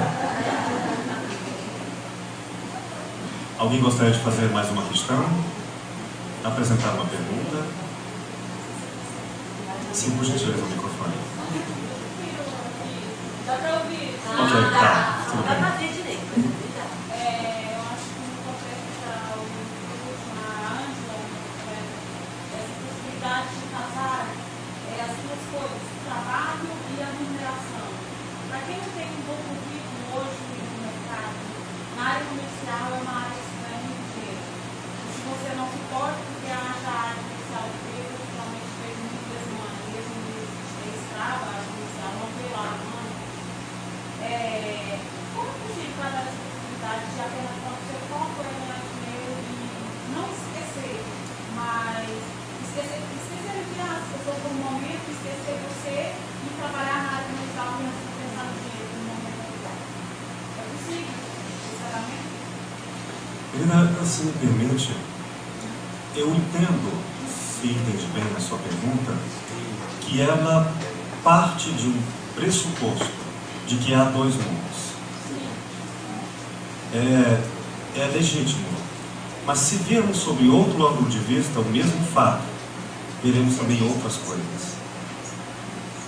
Se separarmos o dentro e o fora e tiver que fazer uma escolha, talvez, provavelmente, sempre haveremos uma perda, ou do mundo e das vantagens, ou de si próprio. No entanto, por que não pensar qual lado deste mundo externo é o meu jeito de atuar? Veja só, por exemplo, como um profissional da filosofia, da clínica de consultório, ou como professor universitário. Imagina, eu não tenho condições de debater com um conhecimento aprofundado todos os assuntos. Impossível. Mas sobre todo e qualquer assunto, acredite, eu vou falar dele, porque eu vou trazer isso para o meu mundo. Então, quando eu pego o lado das questões a partir do meu mundo, ao mesmo tempo é lá e cá. Então pense nas circunstâncias, por exemplo, do trabalho, no comércio. O que ali é o seu jeito de organizar as coisas? Mais ou menos assim, os móveis da casa são os mesmos, não adianta. Mas é você que vai organizar o sofá, a cama, a televisão, o tapete. E é uma questão administrativa. E embora o mundo seja o mesmo e não tenha mais recursos, você dá a ele uma cara nova. E aí pode entrar, por exemplo, religiosidade, se você for religiosa. Pode entrar seus valores. Você pode reconstruir. Igual fazer isso quando perceber as possibilidades que esse mundo ou o entorno lhe oferece, com o que você tem para oferecer. Então vai estar trabalhando um novo conceito de vida, que não é aceitar o mundo como ele aparenta, nem eu como aparento ser, mas eu redefino o mundo a partir de mim e eu me redefino a partir das circunstâncias do mundo, por coincidência, uma feliz coincidência. De repente, por conta dessa boa articulação, eu encontrei a minha vocação. Então, por exemplo, se eu for trabalhar no comércio, eu vou ser um comerciante que vou filosofar de alguma maneira. De alguma forma eu vou colocar poesia na coisa, para produzir bem, porque é meu jeito. Se eu abandonar meu jeito, sem dúvida eu me perco. Se eu sigo o mundo, ou eu fico só em mim, eu não faço diálogo, e diálogo é escuta. Então, eu acho que é sempre possível, nem sempre da maneira como pensávamos, mas o melhor de qualquer situação sempre é possível. Qual é o seu nome? Marisa? Quando eu descer, eu vou passar aí e deixar meu telefone. Eu quero que você me ligue para a gente discutir um pouco mais sobre isso, que me pareceu uma inquietação bem pessoal. E aí eu gostaria de trocar uma ideia mais profunda sobre isso, porque não tem uma receita de bolo para todo mundo. Mas eu gostaria de te ouvir um pouquinho melhor para poder me posicionar melhor. Mas eu vou aproveitar o gancho do professor Will e vou dizer o seguinte. Se eu entendi sua pergunta. Eu detestava fazer tarefa de casa. E eu tenho alergia de cloro e de produto de limpeza. Então eu ia limpar a casa, eu espirrava, tossia, todo mundo me chamava de fresca. Quando eu casei, meu marido falava assim, empregada aqui em casa não entra. Eu falava, lerê, virei Amélia, né? Porque agora eu vou ter que, final de semana, vai descansar, limpar a casa. Chegava no final de semana, eu chorava igual bebê. Eu casei com 29 anos, vocês têm noção, né? E eu não gostava de fazer tarefa de casa, arrumar a casa mesmo, lavar banheiro, lavar louça, limpar chão. Só que eu tinha que fazer. Então, né? Quem não gosta? E aí eu fiz do limão uma limonada, que é mais ou menos o que o Will falou. Onde eu for, eu vou filosofar. Eu falei, bom, eu não gosto de limpar a casa, mas eu adoro música. Aí eu fui no 99, dá licença. Fui no 99, comprei um monte de coisa de carnaval, né? Aquelas coisas do pescoço, com a flor no cabelo. Falei, já sei, fazer do limão uma limonada. Colocava um som bem alto e limpava a casa dançando ao som de música frenética. E eu limpava as janelas, as paredes, as portas e cantando e dançando. Eu esqueci a tosse, eu esqueci o espirro, eu esqueci de ligar para minha mãe chorando, falando que eu não gostava de limpar a casa. E eu passei a ter prazer em cuidar da minha casa. Hoje eu adoro cuidar. Lógico que eu não tenho tempo para fazer tudo, mas sempre que eu tenho um tempinho, eu gosto de fazer. Então a gente pode sim colocar um pouco daquilo que a gente gosta naquilo que é necessário. Mas depois eu quero conversar um pouco mais sobre isso, tá bom? Só para destacar, não é adaptar, é recriar. Isso implica em mudar a visão de mundo, partindo do princípio de que eu não estou certo, nem o mundo está errado. Mas entre nós, há um novo conceito que ainda não foi visto. Bom, isso é o princípio de toda a filosofia. O que está que eu não vejo? Qual é a maneira mais inteligente que eu não pensei? Como princípio, isso sempre vai ser uma aprendizagem a cada experiência. E eu esqueci de dizer que eu ainda cantava assim: eu sei que eu sou bonita e gostosa, eu sei que você me olha e me quer, eu sou uma fera.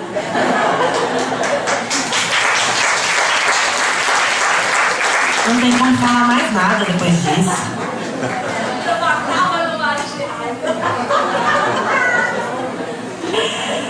Eu vou usar um livro que algumas pessoas podem conhecer aqui para te dar a resposta. Você já ouviu falar da história da Poliana? Alguém que já leu? Levanta a mão aqui, quem já leu o livro da Poliana. Pronto. Então, Poliana moça e Poliana menina, tinha dois. Isso. Então, Marisa, para te dizer que é o seguinte: quando a gente está no mercado de trabalho, a gente tem escolhas. E toda escolha tem ônus e bônus. Eu ainda não consegui nenhuma que só tivesse bônus. Se você soubesse, me avisa. E nessa história de ônus e bônus, você tem que arcar com os ônus da sua escolha. Se a sua escolha foi, no caso hipotético, tá? Se a escolha foi trabalhar numa coisa que você talvez não tenha tanta aptidão, não goste muito, que você não é o seu caso, estou falando hipoteticamente, mas que vai te dar muito dinheiro, porque naquele momento você está precisando ganhar dinheiro, tá feita a escolha. Talvez você não tenha prazer no trabalho, mas com aquele dinheiro você vai ter prazer no shopping. E são escolhas, né? E a história da Poliana é para dizer que ela tinha um jogo, né? Que chamava Jogo do Contente. E eu, ai meu Deus, como sofria a pobre. Mas enfim, toda vez que ela sofria, que aconteciam as coisas, as maiores desgraças na vida dela, ela sempre viu um lado bom daquele negócio. Eu confesso que ainda bem que eu não, desculpa, se alguém chama Poliana, mas ainda bem que eu não me chamo, porque se alguém virasse pra mim, faz como a Poliana, eu não ia conseguir, porque era incrível as coisas que ela fazia. Eu admiro as coisas que ela fazia, né? Mas tem uma moral, né, no fundo lá dessa história, que é justamente, se você for enxergar só as coisas ruins, você vai afundar cada vez mais. Então, por mais que as coisas estejam complicadas, acho que você tem que conseguir ver alguma coisa boa naquele meio ali, entendeu? Você tem que conseguir ver alguma coisa boa naquilo ali. Nem que isso bom seja, ainda bem que vai passar logo e vai acabar. Queridos, um momento maravilhoso, eu espero que tenha enriquecido todos. Eu convido as queridas a darem suas palavras de despedida. E agradeço, sobretudo, ao que é pessoal e ao que é inominável, porque eu não saberia reconhecer para dar nome, mas existe. E há isso em todos nós e para além de nós. Este momento, ele é tão rico que nos ultrapassa. Que nós possamos multiplicá-lo, convidando, alimentando corpo e alma, e fazendo do café filosófico entre amigos, uma forma de uns conhecerem outros e multiplicarem essa amizade como diálogo, quem sabe a política uma democracia, feita pelo exemplo, onde sempre deveria nascer todas as verdades. Muito obrigado a vocês pelo momento de hoje.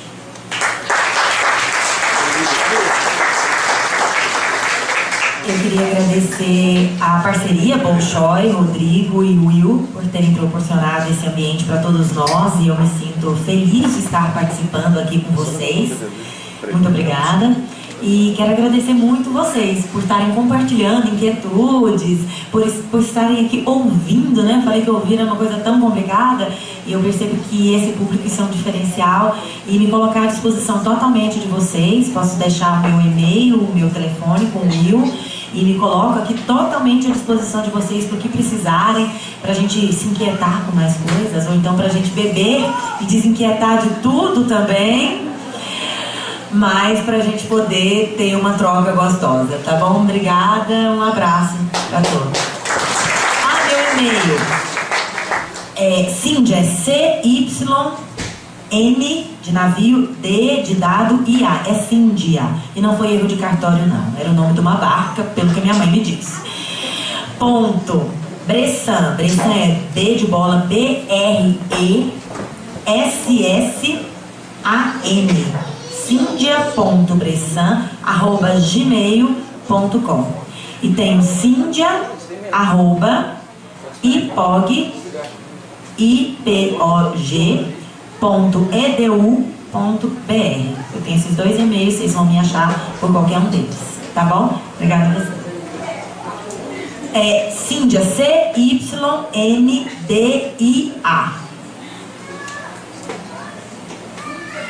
cindia.bressan@gmail.com ou cindia só @ipog.edu.br.